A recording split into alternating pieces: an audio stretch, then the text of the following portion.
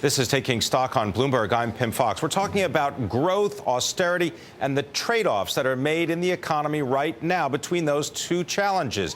Boeing, for example, has begun arguing a case against the National Labor Relations Board. This is before a Seattle judge. At issue is whether Boeing illegally punished its unionized workers when it shifted jobs to the right-to-work state of South Carolina to assemble the new 787 Dreamliner, the plane currently being assembled in Washington state, where Boeing has built planes since 1936. Now, in this case, it pits the union's rights against job creation, perhaps.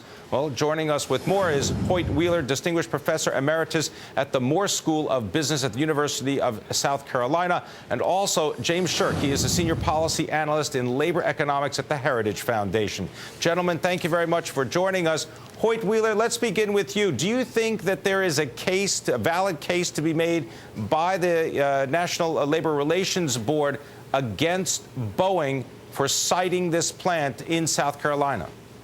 I think it's a plausible case. I'm not sure how it'll come out, and we'll find out when the board finally decides it. The claim is that in order to chill future strikes and to punish past strikes, Boeing is locating this work in South Carolina rather than Washington state.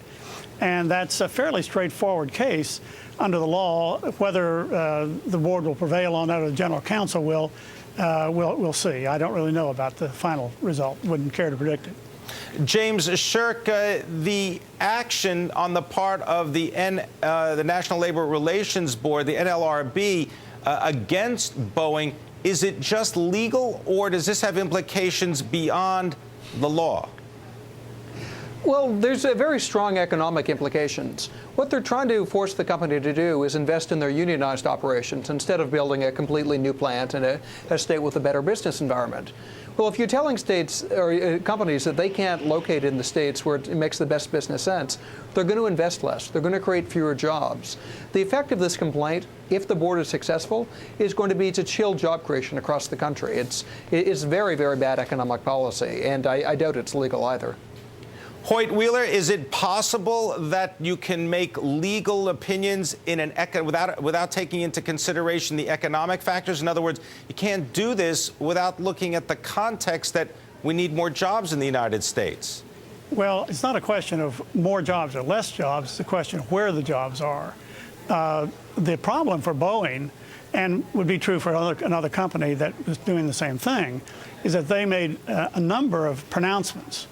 Public pronouncements by their CEO and others saying the reason they were going to South Carolina for this work was for the express purpose of avoiding strikes.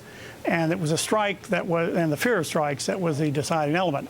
Now, whether that's true or not, I don't know, but they certainly said that a number of times.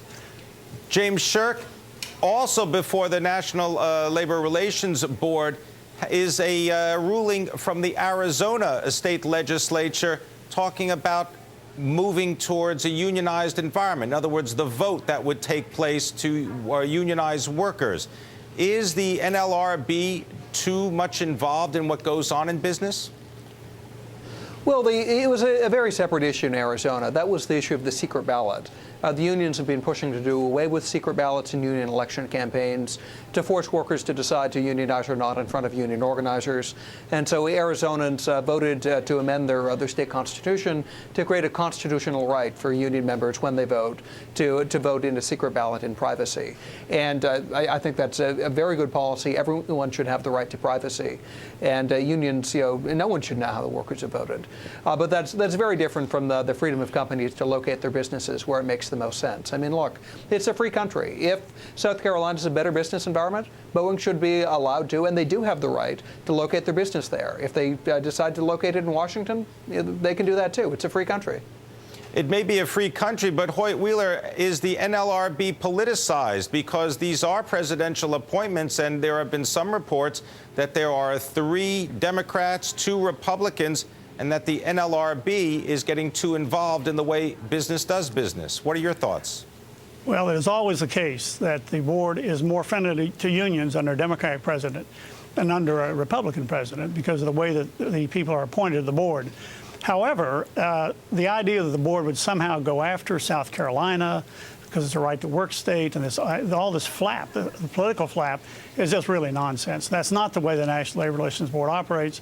I worked with it for over half a century, and that's just not what they do. You can agree with them or disagree with them. During the Bush years, unions lost case after case.